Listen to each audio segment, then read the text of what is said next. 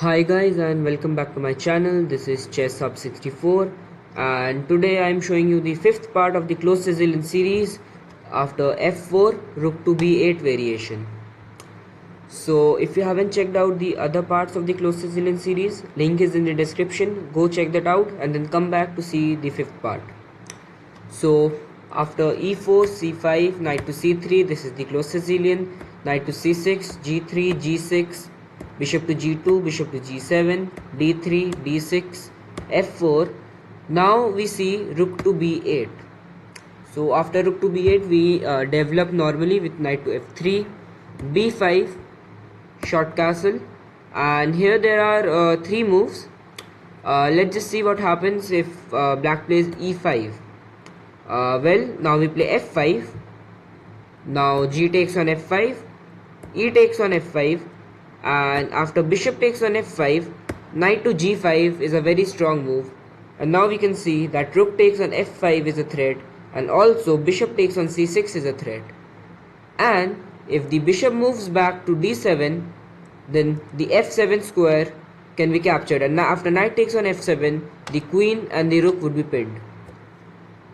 And after this is just winning for white. So coming back, so let's just see knight to f6 variation. So after if he plays knight to f6, we play e5, d takes on e5, f takes on e5, knight to g4, now pawn to e6, bishop takes on f6, bishop takes on e6, sorry, then knight to g5, attacking this bishop, and bishop takes on c6 is also a threat. Queen to d4 check, king goes to h1, and now bishop to d7. And the point of this is that since the queen is on d4, knight to f2 is a serious threat. And now if we try and play something like knight takes on f7, black can just castle, and this is actually just losing for white. Also, if we take on f7 with our rook, then just knight to f2 would be deadly. So coming back, so the best move for white is to play knight c to e4, and this knight over here defends this f2 square. Knight c to e5, bishop to f4, rook to c8, h3, knight to h6. So this is basically a game which is being played. I'll just play through the moves.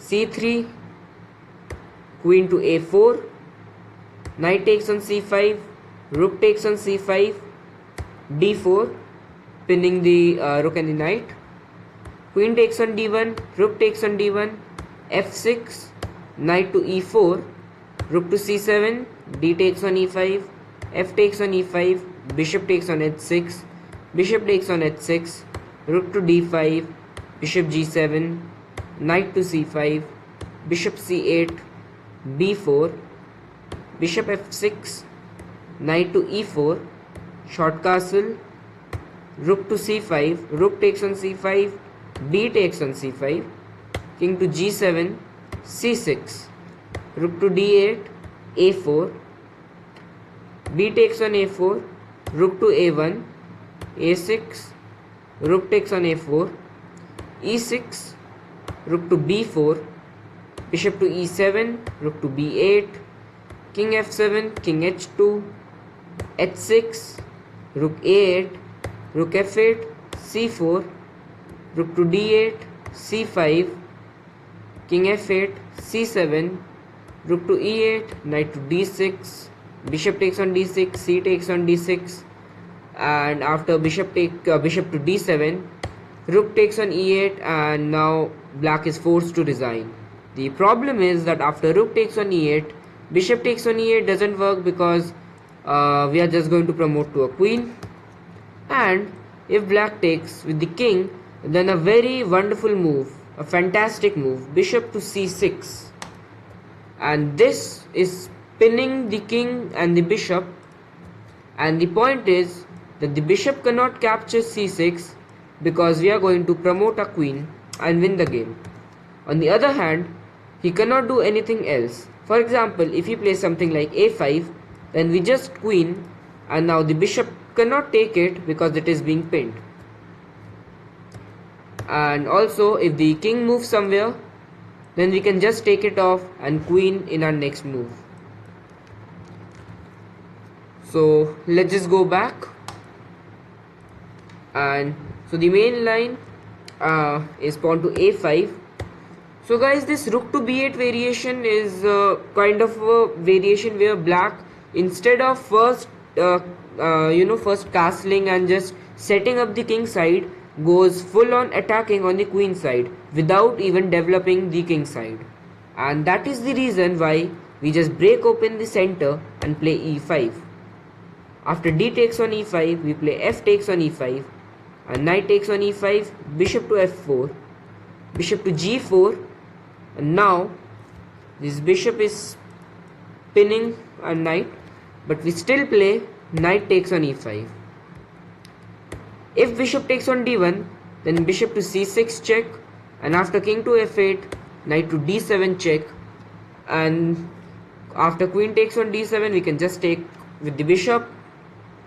And if he goes king to e8, then we can take on b6 check, king to f8, knight to d7 check, king e8, knight takes on c5 check, king f8, knight to e6 check, and after f takes on e6, play bishop to c7, discover check, and then take up the queen. So this is the reason why he doesn't play bishop takes on d1, and hence play queen to d4 check. We play king to h1, bishop takes on d1, bishop to c6 check. If king goes to f8, then we just play knight to d7 check. If king e8, then knight takes on b8 check, king d8, and bishop takes on b5 with numerous threats, for example knight to c6, pinning the king and queen, and rook takes on d1, and white is just going to win easily. If he takes queen takes on d7, then we just play bishop takes on d7. This rook is hanging, rook to d8, bishop takes on b5, bishop takes on c2, bishop c7, rook to d4, and rook to f3. And this is good for white because there is a lot of compensation for that pawn and all his pieces are extremely active.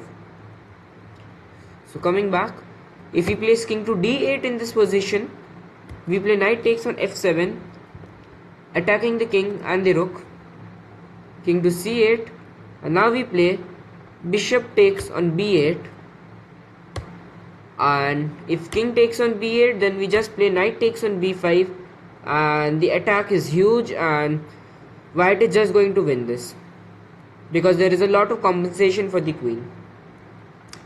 If bishop takes on c2 first, then we play knight takes on b5, queen takes on b2, and bishop to e5 check, a wonderful move.